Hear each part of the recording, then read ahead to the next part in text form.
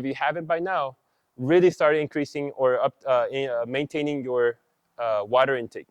So if there's days where you guys know that you could have done better, those days need to be eliminated. The water has to start really processing for you. It flushes you out, it detoxes, it eliminates, it fills up the muscles, the organs, it does all these things. How many ounces or gallons or however?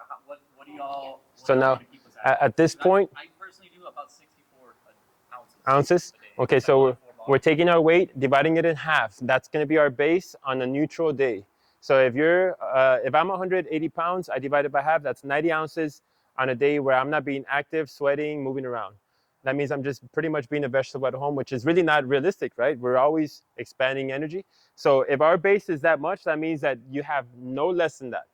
That is your minimum. That if you had less than that, that means you're in trouble. So obviously, once you get that half, let's say now you're going to work out, you're going to be active, you're going to be sweating throughout the day. You got to start taking all these things into consideration. So let's say, once again, I'm 180 pounds.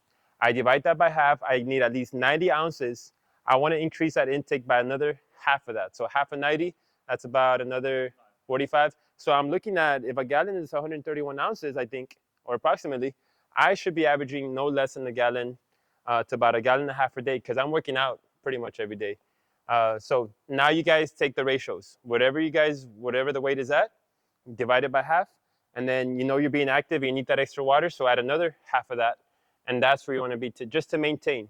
Let's say you've been sweating extra, you've been doing a lot of cardio, and you're just pouring in sweat, and then in your workout, you're pouring in sweat, and you're super active at work, make sure you take it by the day. So you go another little bit of water. So it's always going to be situational, I think.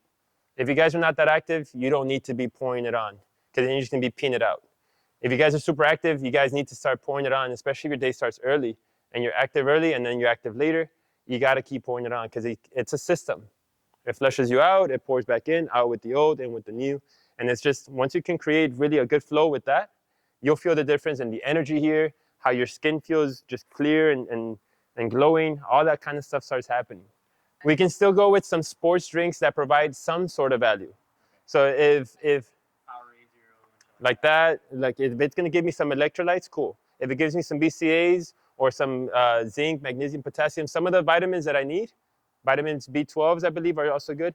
I'll take that. Vitamin C, I'll take that. But if it's just a Diet Coke Zero or whatever those are, and there's like no value whatsoever, that's the kind of stuff that we need to start eliminating. But we can still allow those sports drinks that, as long as they add some sort of value within your workout or for recovery, or if you're needing that synthetic energy for pre-workout, then go ahead and use that as well.